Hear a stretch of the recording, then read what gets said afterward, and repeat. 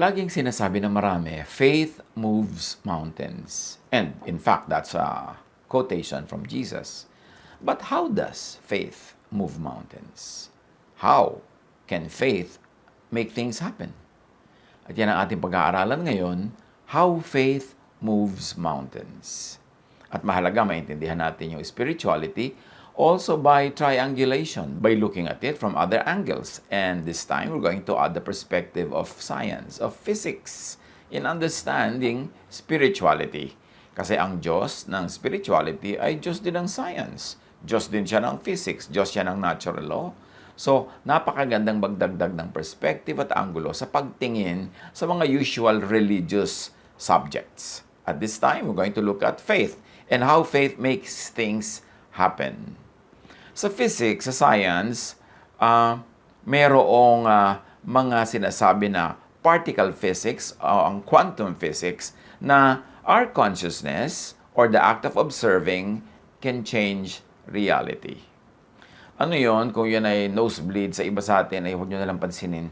Dahil may mapipick up din kayo sa ating pag-aaral ngayon na hindi scientific o hindi tukol sa physics. So, pag meron kayong hindi maintindihan o ayaw nyo intindihin, palampasin nyo na lang. But really, I suggest that we pay attention to the other angles kasi mas mapapayaman ang understanding natin sa mga katuruan ni Jesus. So, merong branch ng science, yung particle physics, or sabi nga natin, quantum physics. At isa sa mga katuruan niyan, the accepted fact niyan is our consciousness or the act of observing can change reality. At ano yun? Ano ba yung observation? Pagmamasid, panunuri, pag-uurirat, yan ay makakapagpabago ng mga kaganapan sa ating buhay. So magsikap tayo, let's expand our brain, increase our vocabulary, and know more about the mechanics of faith. Yung observation na tinatawag ng physics, how is it done? Sa physics, yung observation is looking into the particle using electron microscopes or by detecting it using particle accelerators or other instruments. Again, kung hindi nyo maintindihan, wag na lang. Palampasin nyo na lang. At yan ay magkakaroon din ng kahulugan mamaya habang umuusad ang ating discussion. Mahalaga, meron tayong maintindihan na observation. Pag may inisip ka, pag meron kang sinukat, pag may sinilip ka, pag may pinagbulay-bulayan ka, observation yon. And observation can actually modify or change matter. Tulad ng halimbawa ng prayer. Pag may ipinagpe-pray ka isang bagay, observation yon. Kasi inuurirat mo, pinupuntahan mo, pinag-uusapan, tinatapunan ng pansin, pwedeng magkaroon yun ng influence sa bagay na ipinagpe-pray and it can change the physical world or the physical realities of those who are praying. So getting the property, the speed or location of particles, measurement din yun, or getting information. We are adding this perspective to those who appreciate the sciences and have some working knowledge in quantum physics. Pero sabi nga natin kanina, kung wala naman kayong hilig dyan, palampasin nyo na lamang. At try to understand, no? So to observe is to see directly or indirectly. Halimbawa, you can see using a microscope or any optical instrument and look into cells, look into parts of plants, or look into the atmosphere, look out into the sky using telescopes. Basta may tinitingnan ka, nag-o-observe ka. And you can indirectly see particles. Minsan, hindi mo talaga nakita ng iyong mata, but by bombarding it with other particles and making it react to other particles, para mo na rin siyang nakita. Parang billiard. Yung binangga ng puting bola mo, may mga nagbangga-banggaan doon. By just looking at one of them, makikita mo kung paano siya binangga ng iba, para mo na rin nakita yung bumangga. Kahit hindi mo nakita yung bumangga mismo. Kasi pinagbabangga-bangga mo sila. You can do that with matter. You can do that with particles. And because of the precise laws of science, you can expect or predict its current property using its other properties. For example, yung nga sinabi natin, pag kami nagbabanggaan, kahit hindi mo nakita bawat isa, just by looking at one, you will see how it happened. Ngayon, anong kinalaman niya sa Scripture? Kung natandaan natin yung mga sinasabi natin tungkol dyan sa laws ng quantum physics. What are the teachings and practices of Jesus and of other persons in the Bible that show scientific principles of observation that we have just discussed?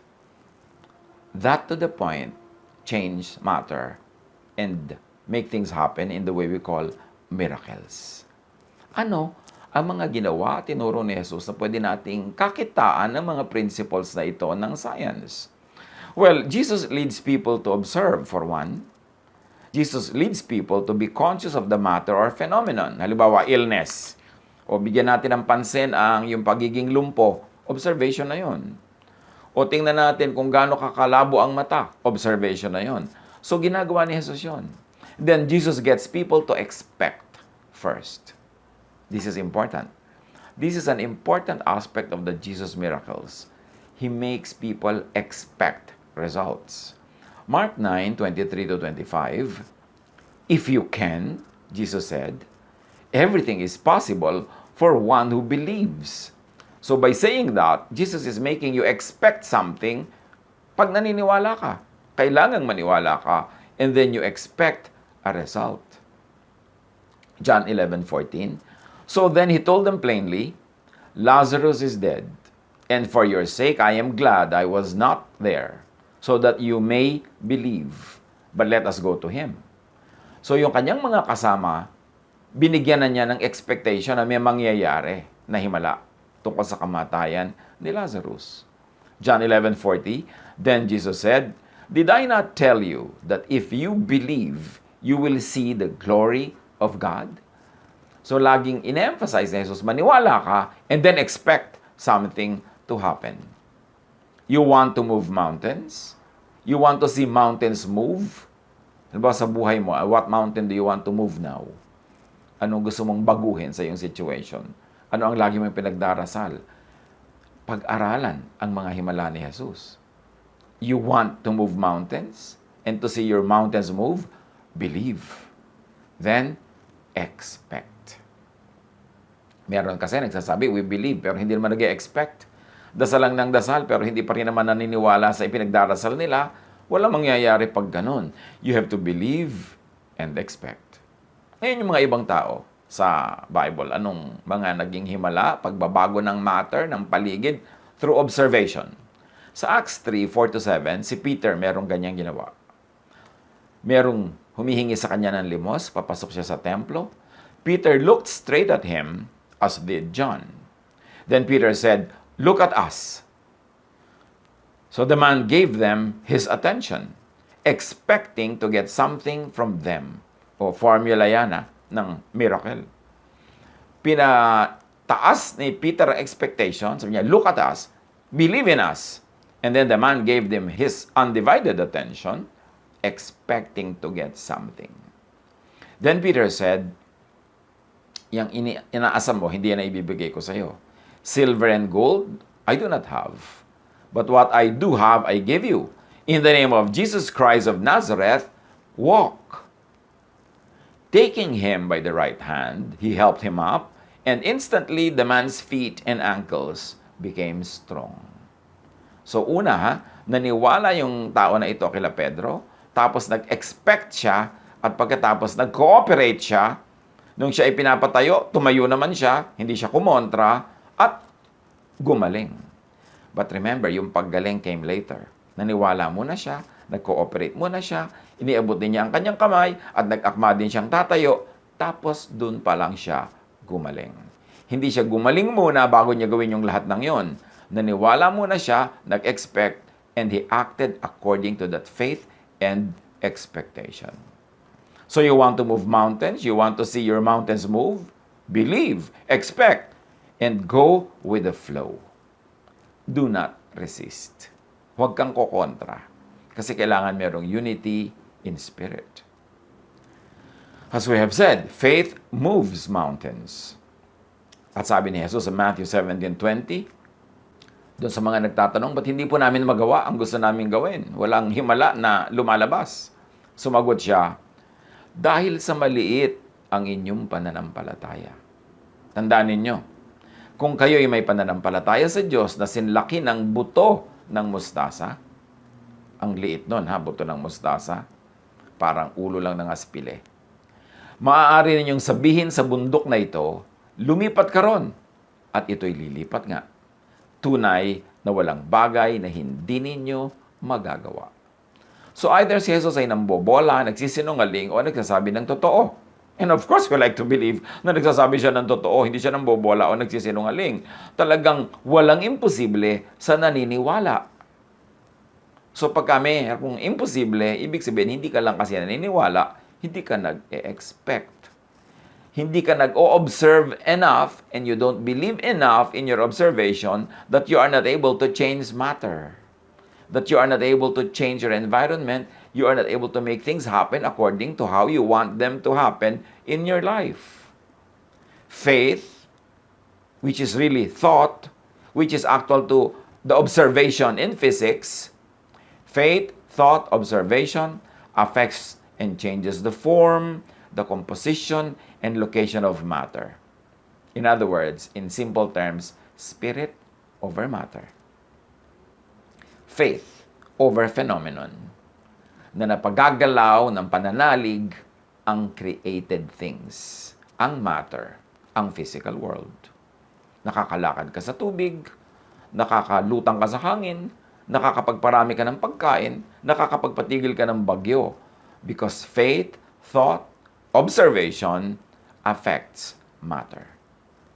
At yan ay paulit-ulit na nangyari sa ministry ni Jesus. Faith even multiplies matter, just like Jesus feeds the 5,000 plus people in Matthew 14:18 to 21. Faith changes matter, like Jesus turns water into wine, John 2:7 to 10. May isa pang prinsipyo ang quantum physics. Ito ay yung quantum mechanics, that the existence of a wave or a particle depends on your point of view. Nothing is certain, nothing is absolute, there are infinite possibilities. Yung kinreate ng Diyos na mundo, nilagyan niya ng tao na kinreate niya in His own image at binigyan niya ng mandate to manage creation. And what we have forgotten to appreciate, if ever people really knew how to appreciate it, was that we were created in God's image. We were given the power and the priorities of God. Maybe fraction, pero meron. So that when we believe, we can actually ride on the power of God to reorganize, to reset, to recreate creation. Walang certain, walang cast in stone, walang immovable. Everything is possible to those who believe. At yan ang sinasabi ng quantum mechanics. The observer's intention, and in our case, maybe faith or prayer, freezes something into a particle or wave into something definite. In other words, yung creation natin parang lumulutang-lutang na hangin, gumagalaw-galaw na alon, sasayaw-sayaw na tubig. Pwede siyang mag-take ng any shape, any form, pero pag nag-observe ka na, and in our case, pinag-pray mo na, pumasok ka na sa kanyang mundo, tiningnan mo na siya, pinag-usapan mo siya, nanalangin ka, inutusan mo siya in the name of the Lord, yung wave na yon, pwede mo nang gawing ice cube. Yung hangin, pwede mo nang gawin siyang liquid o pwede mo gawing solid. Pagka nag-intervene ka through observation and in spiritual terms through prayer and through faith, yung lulutang-lutang dyan na any possibilities available, ginagawa mo siyang definite. Kini-create, nire-recreate mo siya. Importanteng maintindihan natin yan. Quantum mechanics suggests that our consciousness, our thought, our faith creates and recreates reality. Sa maraming mga Hollywood movies, theme nila ito. At nakakapagtaka, ang galing nila mag-isip. Yung iniisip nila kung paano wawakasan yung kwento nila, tapos mag-a-agree sila na gano'n ang iisipin nila, at nagagawa nila yon. Nabe-bend nila ang kanilang environment through thought. Now, faith heals.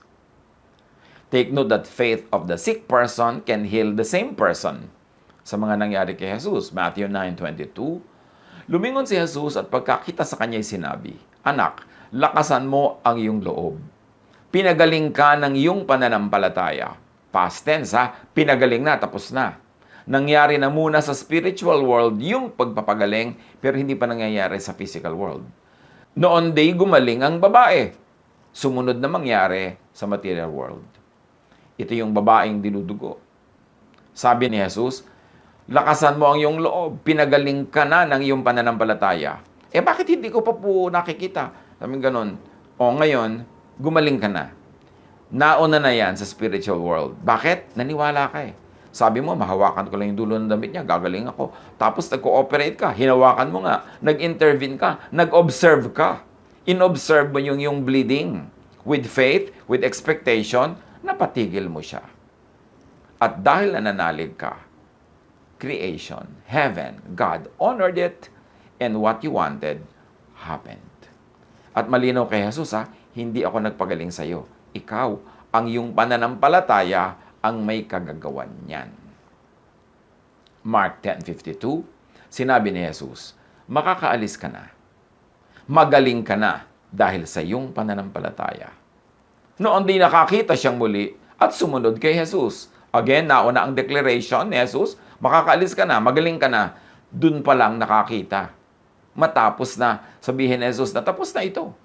Tapos na sa spiritual world. Tapos na sa unseen world. And then, nagmanifest sa physical world. At ang ginawa niya, sumunod siya kay Jesus. Sa medical science, meron silang sinasabi na placebo effect. A placebo is anything that seems to be a real medical treatment, but physically isn't. Marami ng ganyang ginawa sa mga ospital, sa mga experiments, sa controlled environments. 2 sets of patients, yung isa papainumin nila ng kung ano lang, hindi naman tunay na gamot, pero sasabihin nila, ito ang gamot sa inyong sakit. At yung isa naman, papainumin nila na hindi naman nila sinasabing gamot yon.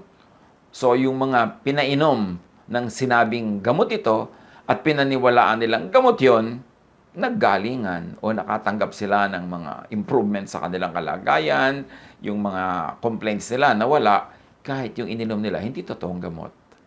Kasi naniwala silang gamot yon. The placebo effect is not yet fully understood by science. Why it happens, but it is definitely true and proven and accepted. It is an effect due to the patient's belief in the treatment. At may mga experiments pa sila. Yung may mga pasyente, group A, may nagpe-pray para sa kanila, hindi nila yun alam. At may group B ng mga pasyente, wala nagpe-pray para sa kanila. Yung group A, mas nagre-respond sa medication, mas mabilis naggalingan, at mas nag-i-improve ang situation. Meron talagang power ang prayer. Because prayer is observation. Prayer is intervention with the material world through a spiritual method and a spiritual way. At proven yan that yes, inquiry, prayer, watching what happens in the material world through observation can change it.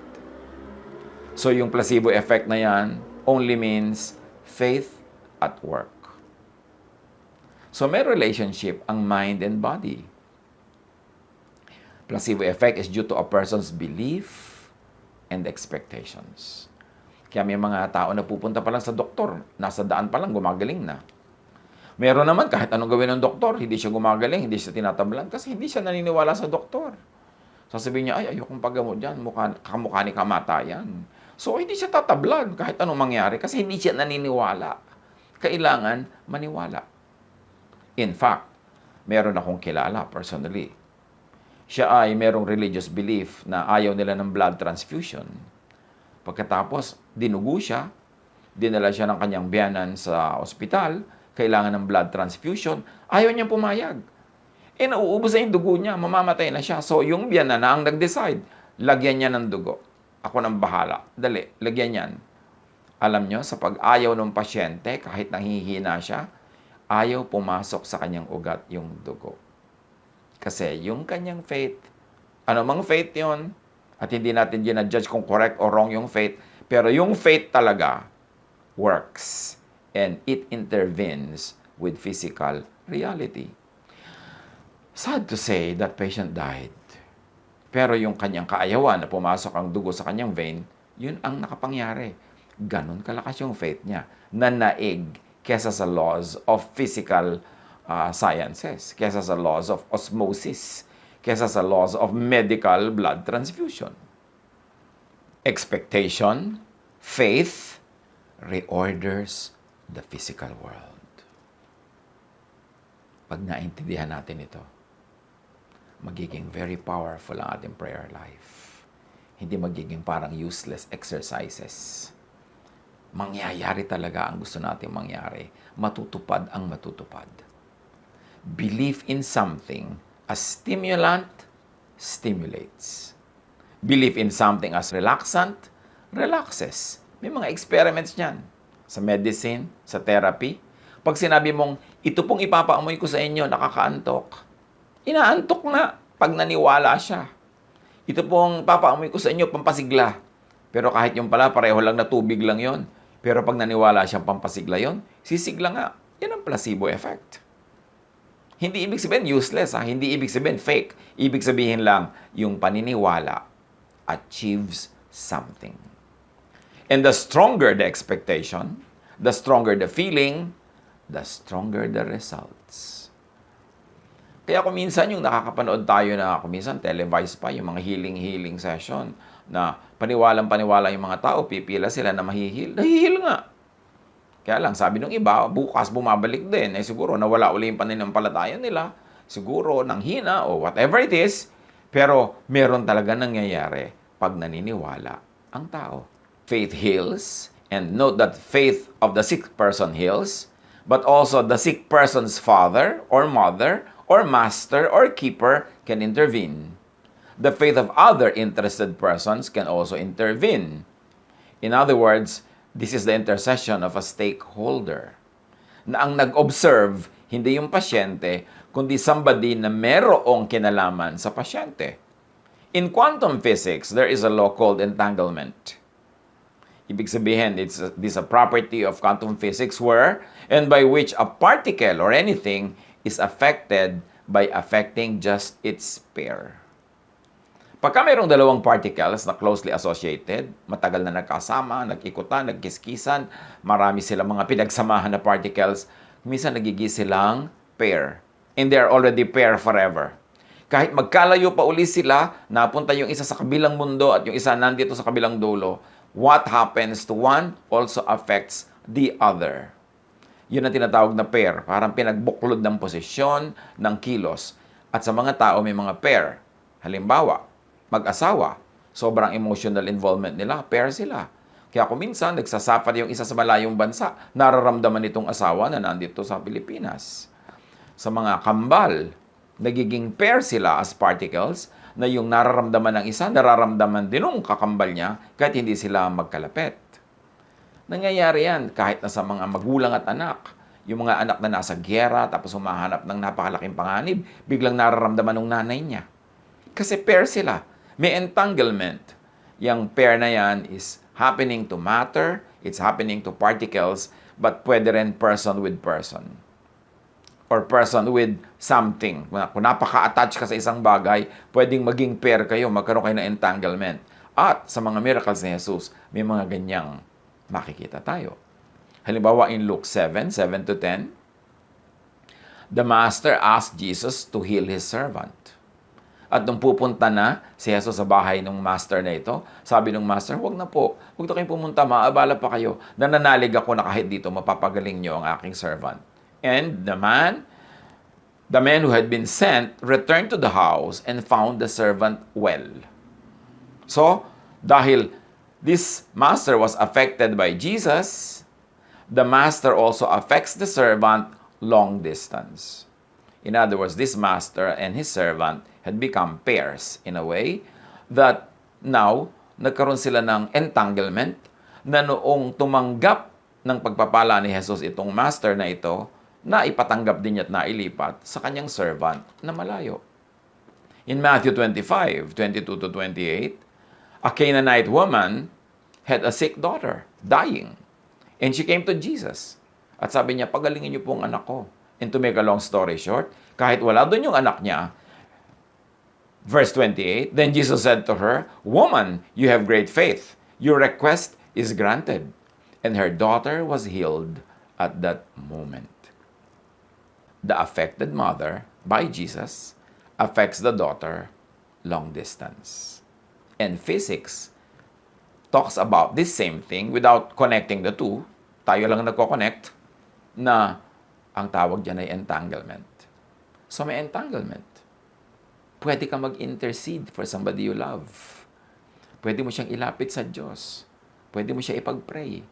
Kasi pag binless ng Diyos yung prayer mo, maililipat mo yung blessing na yon, whether you know how or you don't know how, doon sa ka-pair mo, doon sa ka-entangle mo, doon sa merong kayong commonality at kayo'y merong pagkakaisa at kayo ay sangkot sa isa't isa. Faith changes the spiritual and material world. Katulad sa Hebrews 11:11, si Sarah na hindi na pwedeng manganak, nanganak pa. Kasi nga, nothing is impossible for those who believe. Mark 11:23, tandaan ninyo ito, sabi ni Jesus, kung kayo'y nananampalataya sa Diyos at hindi kayo nag-aalinlangan, maaari niyong sabihin sa bundok na ito, umalis ka riyan at tumalon ka sa dagat, at ito nga ay mangyayari. Now, pag tinignan natin yung lokal where Jesus was speaking, it was in Israel, it was around many mountains in Israel, at kahit lalo na sa bundok ng Zion, sa Jerusalem, ang layo niyan sa dagat, ang layo. So dinagdagan pa ni Jesus ng drama yung sinasabi niya. Hindi ka lang susundin ang bundok na tatalon siya dyan lang sa bangin, kahit doon sa malayong dagat. But take note of the quantum physics uncertainty principle. This is another principle of quantum physics, uncertainty. The act of measurement or observation, and in our case, prayer, disrupts the object. Measurement intervenes with and changes the object. Oras na may ipinag-pray ka, may maiiba sa kanya. Oras na may pinansin ka, inilapit ka sa Diyos, pinansin mo ang sakit niya, pinansin mo ang situation niya, dahil may observation kang ginagawa sa kanya, merong mangyayaring pagbabago. The more precisely we know an object's position at the time of measurement, sabi ng physics, the less we know about its whereabouts after the measurement. So, kahit na alam mo kung nasan yung item na yon nung mine-measure mo, pagka-measure mo, hindi mo na malalaman kung saan siya naroon at saan siya pupunta. Kasi yung act mo ng pag-measure, act mo ng pag-observe, act mo ng pakikialam sa kanya, changed that object, changed that matter, changed that particle. So, naalaman mo lang noong ino-observe mo siya. But matapos yun, pupunta siya sa ibang lugar at hindi mo malalaman kung nasan yun. This uncertainty is inherent in the laws of quantum physics.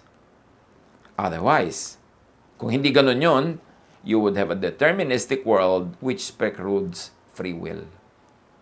Now, pumapasok yung free will. You see the interplay of physics, quantum physics, and spirituality as we know it from the Bible, na may free will. Kasi kapag pinag-pray mo ang isang tao, nag-intervene ka sa kanya, pagka meron kayong interaction, merong uncertainty principle that will take effect. Na magkakaroon siya ng pagbabago that is beyond your control and probably will be beyond your knowledge. So, hindi mo pwedeng ma-determine matapos mong makialam sa kanya, matapos kang ma-involve sa kanya, hindi mo pwedeng ma-determine kung anong gagawin niya sa susunod na araw, saan siya nandun sa susunod na taon. At ganun-ganun yung pag-aasawa. Dahil inobserve mo siya sa pamamagitan ng iyong pansin na pagpapakasal sa kanya.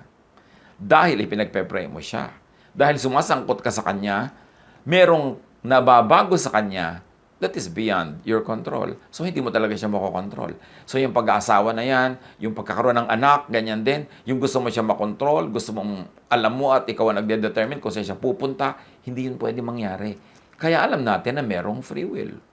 The law of physics, the law of uncertainty principle in physics tells us, and it agrees with, the theological teaching of free will.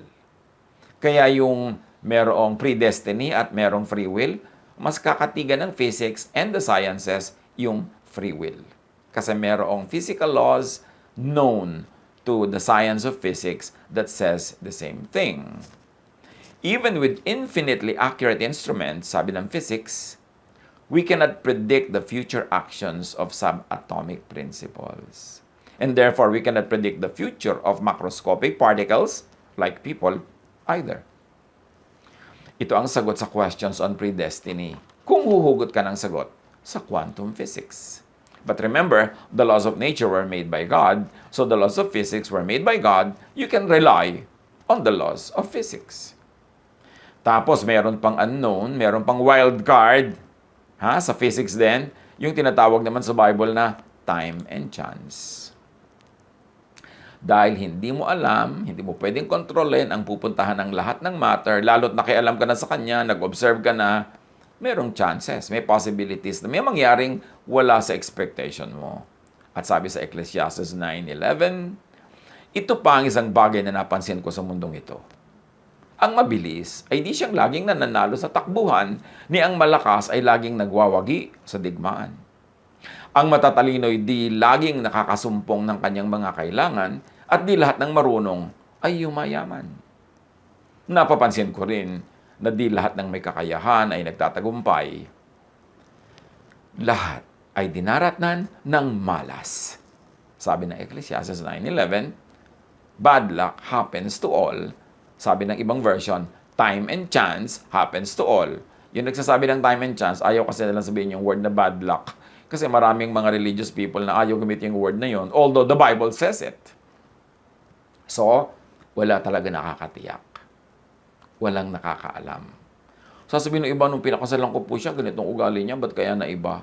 Kasi nga meron namang mga basic laws ang quantum physics na pwedeng mangyari sa ating buhay. May mga pagbabago tulad ng uncertainty principle. It cannot be within your control. So count on the occasional occurrence of bad luck, as we have mentioned above. But generally, believe in the usually fixed laws of nature and science. Part din ito ng law. Konti lang yung bad luck, konti lang yung hindi mo naintindihan ba't nangyari, pero merong ganung possibility. Mag-iwan lang tayo ng space sa buhay natin for such things. At kung uulitin natin yung sabi ni Jesus, nothing is impossible for those who believe. Kung meron kang dapat i-develop, belief. Faith. More than scholarship, more than understanding biblical languages, more than understanding the background of the verses, more than the science of hermeneutics, more than all of these scholarships, ang dapat ine-develop talaga ng anak ng Diyos is belief. Mark 11:24, kaya sinasabi ko sa inyo, ano man ang hingin ninyo sa inyong panalangin, maniwala kayong natanggap na ninyo ito, past tense natanggap na, at matatanggap nga ninyo yon future. This is a very important revelation. Na pag naniwala ka, paniwalaan mong natanggap mo na. Pag may pinag-pray ka, pinag-pray mo dapat na natanggap mo na. So dapat nagpapasalamat ka na lang hindi ka na humihingi. Di ba? Sabi nga sa Bible, sabi ni Jesus. Huwag kang hingi ng hingi. Your Father knows what you need before you ask Him. Hindi mo kailangan mag-shopping list, maglista ng mga hinihingi. Alam na yun ng Diyos. Why inform God about what you need and what you want? Pero sa prayer mo, dapat ang nangyayari is, naniniwala ka na natanggap mo na yung pinagpe-pray mo. At pag naniwala ka na, matatanggap mo na yon. Pero ang nauuna, naniniwala kang natanggap. Paano naniniwalang natanggap ang pinag-pray? Halimbawa, nagpe-pray ka na magkaroon ka ng pera. Paano ka maniniwalang natanggap mo na? Di kahit hindi pa dumadating yung pera na yon, generous ka na sa iba. Mapagbigay ka na sa iba. Hindi ka na nagwo-worry about your next expenses kasi pinaniwalaan mo nang tinanggap mo na. At pag napaniwalaan mo na yon, dun pa lang darating yung tunay na pera sa buhay mo. Pero pag hindi ka muna naunang naniwala at hindi ka nag-behave as if naniniwala ka nga, at hindi ka kumilos bilang isang naniniwala, hindi ka darating sa point na darating yung hinihingi mo. Halimbawa, yung babaeng widow na pinuntahan ng prophet, walang pagkain, merong taggutom, ang natira na lang sa kanya, konting langis, konting harina. Sabi ng prophet, unahin mo ako, pakanin mo ako, at hindi ka mauubusan yung harina mo. Alam niyo kung ba't hindi naubusan yung babae? Kasi naniwala siya sa prophet. At paano natin nalamang naniwala siya? Yung huli niyang harina, yung huli niyang langis, niluto niya, ginawa niyang tinapay at ibinigay sa prophet. Yun ang naniniwala. Pero yung nagsasabing, ay, paano yan? Mauubusan kami at sa lagay, bibigay ko sa kanya, dinawalan na kami. Wag na, amin na lang to ng anak ko. Tapos sinolo nila, bukas wala na, namatay na sila sa gutom. Kasi hindi talaga sila naniwala. Okay, naniniwala kang pagagaling ka ng Diyos? Nasaan ang kilos mo na pinagaling ka na? Nasaan yung kilos mo na ibinigay na sa yung kailangan mo? Ipinagpe-pray mo sa Diyos na magkaroon ka ng asawa? Nasaan yung kilos mo na binigyan ka na? Inireserba mo na ba ang sarili mo? O ipinamimigay mo kahit kaninong unang dumaan? Yung kilos mo dapat, yung ginagawa mo sa buhay, is already an expression sa paniniwala mong natanggap mo na nga. So, ipinagpe-pray mo na magkakaroon ka ng trabaho. Anong kilos mo na may trabaho ka na nga ibinigay sa iyo ang Diyos? Nagpe-prepare ka na? Nagpe-prepare ka na pumasok? Naghahanda ka na sa mga skills mo? Hinahanda mo na yung mga kailangan mo para sa trabaho na yon? Pag ginawa mo na yon at naniniwala ka na ngang tinanggap mo na, dun pa lang darating. Kaya maraming prayer, sayang. Kasi hindi ka naman naniniwala na yung pinag-pray mo, ibibigay. Gusto mo, ibigay muna, bago ka maniwala. Gusto mo, dumating muna yung sagot, bago ka talaga maniwala. Hindi mangyayari yon. Dahil sabi ni Jesus, maniwala kayong natanggap na ninyo, past tense, at matatanggap nga ninyo yon, future tense. Mark 9:23, may nagsabi kasi kay Jesus, kung may magagawa po kayo, gawin nyo naman para sa amin. Kung may magagawa ako, tanong ni Jesus, mangyayari ang lahat sa sino mang may pananampalataya. Parang sinasabi ni Jesus, hindi ako, kundi ikaw at ang faith mo ang gagawa niyan. Matthew 21:22, anumang hingin ninyo sa panalangin ay tatanggapin ninyo kung naniniwala kayo. Laging ang tanong ng mga tao, how to pray? May mga seminar pa, how to pray? Meron pa mga training, mga manual, how to pray. Hindi methods ang how to pray. Isa lang yun. How to pray? Believe. And the training that you really want and need is not on method. It is on belief. Huwag kang mag-train ng how to pray, how to project your voice, how to do this, how to do that, anong gagawing language, anong posture. No. Trainin mo ang espiritu mong manalig. Kasi pag nananalig ka, hindi mo na kailangan mag-pray with words. Kasi yung tunay na prayer, hindi with words, with imagination, with feeling. Nagpe-pray ka na pagagalingin ka, ang umaandar na sa iyong utak, ang nai-imagine mo na at nararamdaman mo na talaga is galing ka na. Dahil naniwala kang tinanggap mo na. At pag nakarating ka sa ganong stage ng paniniwala, na tinanggap mo nga ang hinihiling mo, dun mo pa lang talaga matatanggap. Faith muna, belief muna, angkinin mo na muna, believe that you have received it, and then after believing that, and living your belief, living it out, then you will receive it. Nothing is impossible for those who think and believe, for those who are conscious. And if we're going to use the terms of quantum physics, nothing is impossible for those who observe, those who pray, those who believe. Training should not be on method of prayer, but on observing, on pakikisangkot sa particle, sa bagay, sa idea, sa phenomenon na ipinagpe-pray. Is prayer an act of observing? An academic question. In extension, yes. To extend the laws of quantum physics. Because praying is like measuring.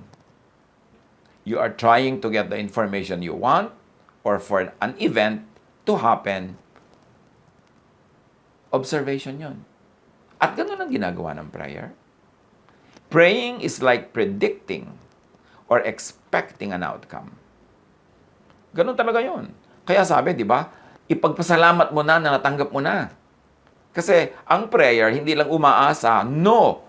Naniniwala kang tinanggap mo na. You are predicting and expecting an outcome. And in physics, observing ang tawag doon. In religion, prophesying ang tawag doon, which is believing and claiming. Kaya mga naniniwala sa prophecy, they live according to what the prophecy says. So if you believe in your prayer, do you live according to what your prayer says? Yung, Lord, baguhin niyo po ang aking ugali. Okay, naniniwala ka ba na binago ka na? At ang katunayan naniniwala ka, yung action mo, iba na. Yung mga pananaw mo, iba na. At pagka ginawa mo yon, dahil naniniwala ka to the point of living it out in your life, the real thing will happen. But it has to happen first in your life, in your heart, in your mind, in your lifestyle. Tsaka palang darating yung material, physical, earthly sagot. Matthew 17:19-20. Pagkatapos ng sila-sila na lamang, lumapit ang mga alagad at tinanong si Jesus, bakit hindi po namin mapalayas ang demonyo? Sumagot siya, dahil sa maliit ang inyong pananampalataya. Tandaan ninyo, kung kayo'y may pananampalataya sa Diyos na sinlaki ng buto ng mustasa, maaari niyong sabihin sa bundok na ito, lumipat ka ron, at ito'y lilipat nga. Tunay na walang bagay na hindi ninyo magagawa. At hindi lang yung fig tree, ang pinapalalipat, pati yung bundok. Pwede daw mangyari yon because this is about the fig tree incident. Ngayon sa physics, sa quantum physics, may isa pang principle called quantum tunneling. Ano yon? A phenomenon when a particle is able to penetrate a barrier that it should not be able to go through. May ganong phenomenon ng quantum physics. Yung particle na hindi niya kayang sumuot sa isang lugar, halimbawa bola, hindi niya kayang sumuot sa pader, pwedeng mangyari. Yun ang sinasabi ng quantum tunneling. Sometimes, an electron will tunnel to a location where, according to classical physics, it could never appear. Nangyayari yan sa tunay na buhay na may mga electrons na bakit nakasuot, nakalampas sa ganitong mga barrier, samantalang kung papakinggan mo lang ang classical physical laws, hindi yun pwede mangyari. Pero nangyayari as understood from the lenses of quantum physics. It is like bombarding a wall with a tennis ball. In classical physics, the balls will never be able to get through. Unless, of course, you throw the ball with enough force to break the wall. But in quantum physics, everything is a wave of possibilities. Remember, pinag-aralan na natin na sa quantum physics, walang permanent, lahat in continuous creation and recreation. At by intervention, by observation, pwede mong baguhin yung nag-i-exist na mga bagay-bagay dyan. So yung particles, like the ball, will have a possibility of appearing on the other side of the wall if you gave them enough chances. That is what quantum physics says. It's like throwing the tennis ball to the wall many, many, many times.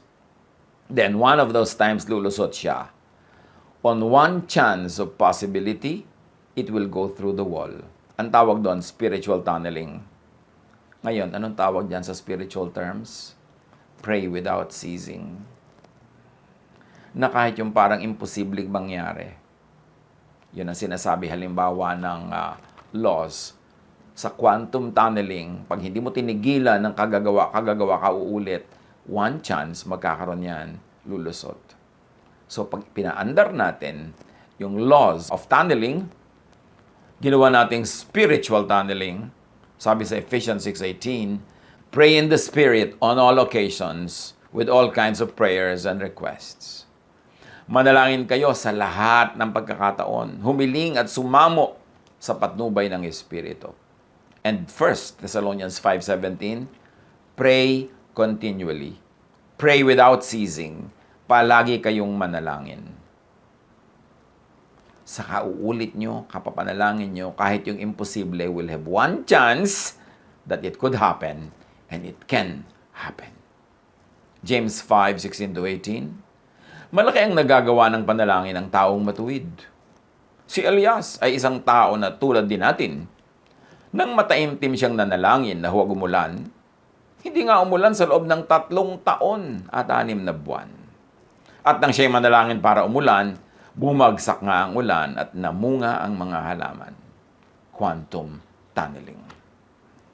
Yung ipinagpe-pray mo, huwag mong pagsawa ang ipag-pray. Kasi hindi mo alam na biglang magkaroon ka ng chance, makalusot yung isang prayer mo through the wall na tinatawag ng quantum physics na quantum channeling. Na tinatawag lang natin na fervent prayer, persistent prayer, yung hindi maawat na faith.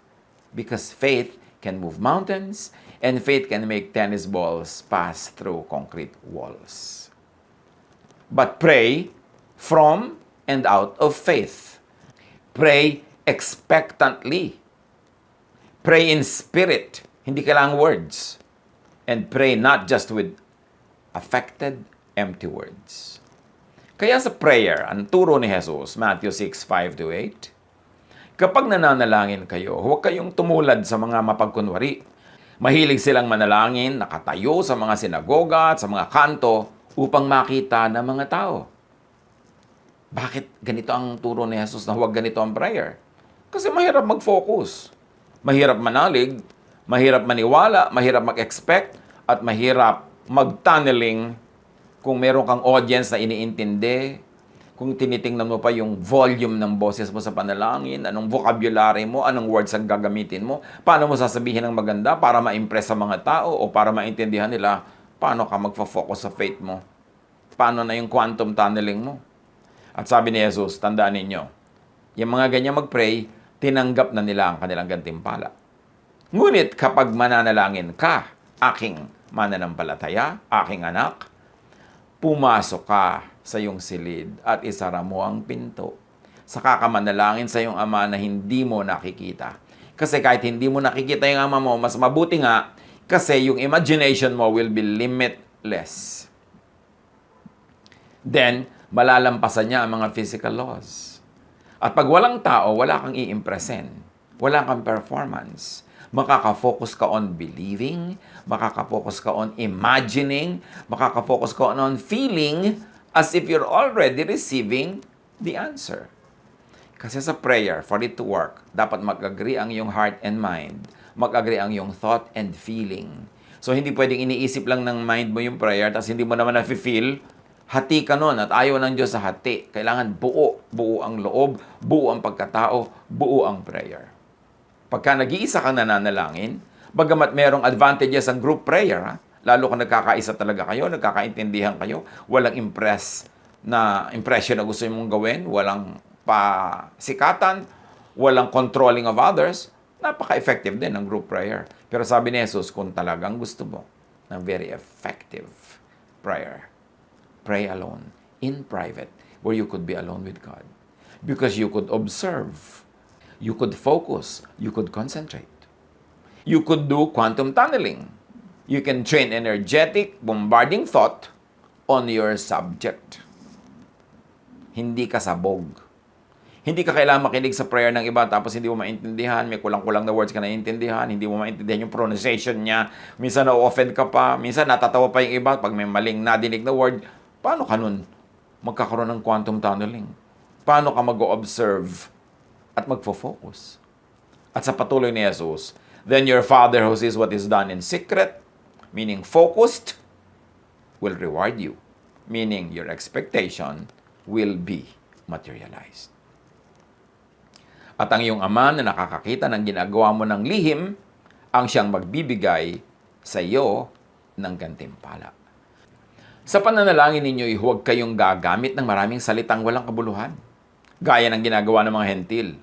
Ang akala nila'y papakinggan sila ng Diyos dahil sa haba ng kanilang mga sinasabi. So words especially when spoken to be heard by others, could actually become hindrances. Abala, sagabal sa tunay na pakikipagtalastasan sa Diyos. Sabi ni Jesus, huwag ninyo silang tularan. Alam na ng inyong Ama na nasa langit ang inyong kailangan bago pa ninyo ito hingin sa Kanya. Pero may mga prayer meeting, nakalista pa sa board yung mga hihilingin. May naka-assign pa sinong hihiling nito, sino mag-o-open, sino magko-close. Inimbento lang yan ng mga tao, pero hindi ganyan ang prayer na itinuro ni Jesus. Prayer is not to inform, but to create and to recreate. And for that to happen, there must be fervent focus. There must be utmost and complete attention to what you are doing so you can observe, you can intervene, you can recreate creation. Group prayer could also be effective, but only when all those who are present pray as one and when they totally agree. Matthew 18:19, tandaan din ninyo, kung ang dalawa sa inyo ay nagkaisa dito sa lupa sa paghingi ng anuman, ito'y ipagkakaloob sa inyo ng aking Ama na nasa langit. So when two agree, God will give it. But two does not always have to mean two distinct persons. Well, it can really mean that, pero hindi limited doon ang meaning. Two here could be one person's heart and mind, feelings and thought. Yung tao, parang two, yan eh. Meron kang puso at isip. May nadarama ka at meron kang iniisip. Kaya dapat agree yun. When your feelings and your thought, when your heart and your mind agree, buo ka, isa ka lang, magaganap ang iyong pinaniniwalaan at hinihiling. True, powerful, effective faith and prayer that moves mountains come from one heart and mind, one feelings and one thought. Kaya dapat faith mo buo. Kung may kasama ka, iba yung paniniwala niya, hati na kayo, wala na kayo ma-achieve.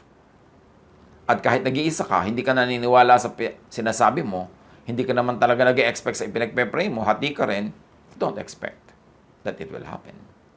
James 1:6-8, subalit ang humihingi ay dapat magtiwala sa Diyos at huwag mag-alinlangan. Sapagkat ang nag-aalinlangan ay parang alon sa dagat na itinataboy ng hangin kahit saan. Huwag umasang tatanggap ng anuman mula sa Panginoon ang taong pabago-bago ang isip at di alam kung ano talaga ang nais niya. How could you quantum tunnel? How could you focus and keep on hitting that wall with the same ball kung hati ang iyong loob? Faith, thought, observation alters created things, recreates created things, transcends, bends, overrides, remakes natural law. Yes, may natural law.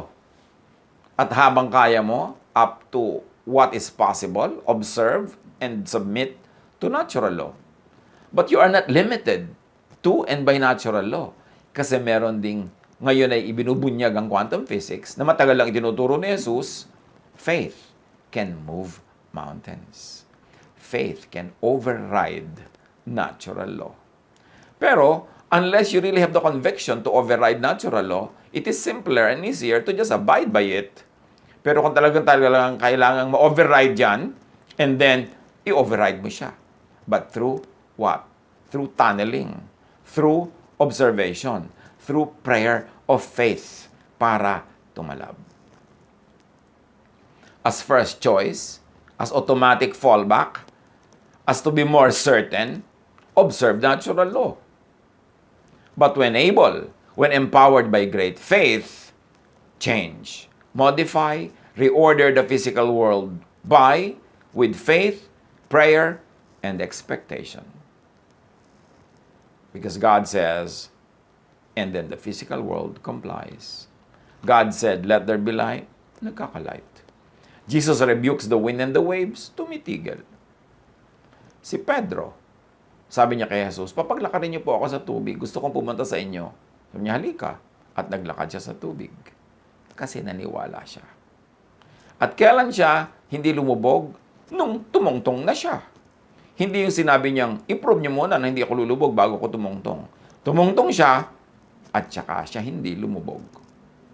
And Jesus says to us, to His disciples, believe, then command this mountain, and it will comply. John 11:39-40. Alisin niyo ang bato, utos ni Jesus, dahil bubuksan yung libingan para pabangunin niya at buhayin si Lazarus. Ngunit si Martha, na kapatid ng namatay, ay sumagot, Panginoon, nangangamoy na po siya ngayon. 4 na araw na siyang patay. Sinabi ni Jesus, hindi ba't sinabi ko sa iyo na kung sasampalataya ka, ay makikita mo ang kaluwalhatian ng Diyos? So pag sinabi mong, yes, naniniwala ako, Lord, buhayin mo po ang aking kapatid, buhayin mo ang aking kapatid, buhayin mo ang aking kapatid, tapos nung bubuksan na yung bato, tinatakpan mo yung ilong mo dahil maaamoy mo yung baho, hindi ka naman naniniwala, nabubuhayin, kasi meron pa naman buhay na mabaho. Pag nagtakip ka ng iyong ilong, o sinabi mo, huwag nating buksan kasi aalingasaw, hindi ka naniniwala sa sarili mong prayer. Yan ang sinasabi natin kanina pa. Kung talaga naniniwala ka, you will live and act it out in your practical life. Your faith will be displayed by your actions, by your lifestyle. Yung naniniwala ka na magpo-provide ang Diyos, mabait ang Diyos, pray ka ng pray na mag-provide sa'yo, tapos ang damot-damot mo para siguradong meron ka, hindi ka naniniwala sa prayer mo. Naniniwala ka, Lord, provide niyo po kami ng needs namin, bigyan niyo kami ng mga pangangailangan namin. Therefore, sa action mo, hindi ka na madamot, palabigay ka, kahit hindi pa dumadating yung hinihingi mo. In fact, kaya nga darating yun.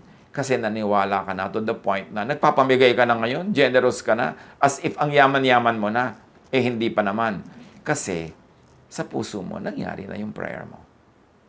1 Corinthians 2:9, subalit tulad ng nasusulat, hindi pa nakikita ng mata o naririnig ng tainga, ni hindi pa sumasagi sa isip ng tao ang mga inihanda ng Diyos para sa mga umiibig sa Kanya.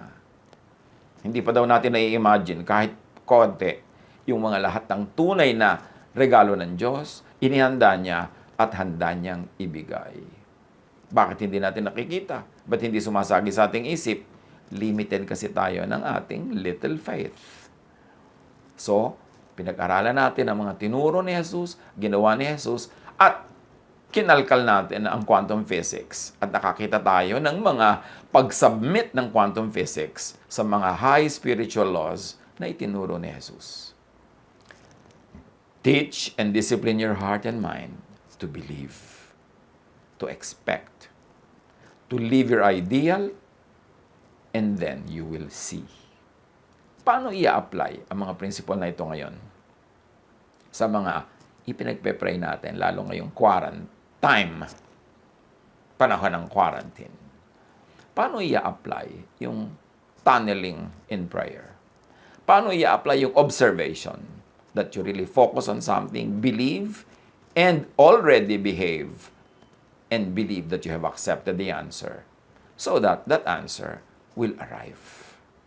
Pagbulay-bulayan, pag-isip-isipan. At huwag ire-refuse na mag-aral ng Biblia na gumagamit din ng lente ng mga ibang sciences, ibang branches of knowledge. Because the earth is the Lord's and everything in it. All scientific laws, all aesthetics, all policies, all systems were created by God. Kinreate yan lahat ng Diyos.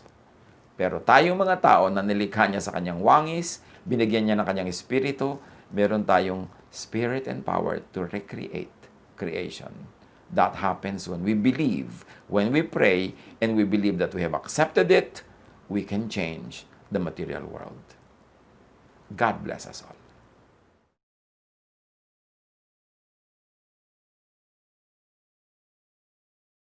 Love to you, mga pamangkin. Dito tayo mag-aral ng salita ng Diyos. Dito tayo mag-aral ng mga practical na bagay, magdalanginan para sa isa't isa, makinig ng mga mensahe, at dito tayo magsasama-sama spiritually sa ating official Ed Lapiz YouTube channel na ang address ay Sabi ni Kuya Ed. Remember, dito tayo Sabi ni Kuya Ed, ang ating official YouTube channel.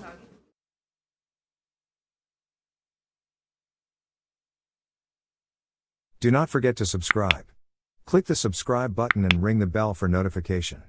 Like, comment, and share our official YouTube channel. Visit Ed Lapiz website for daily devotion, audio podcast, latest video message, send your prayer request, subscribe to mailing list and more. Visit edlapiz.com.ph.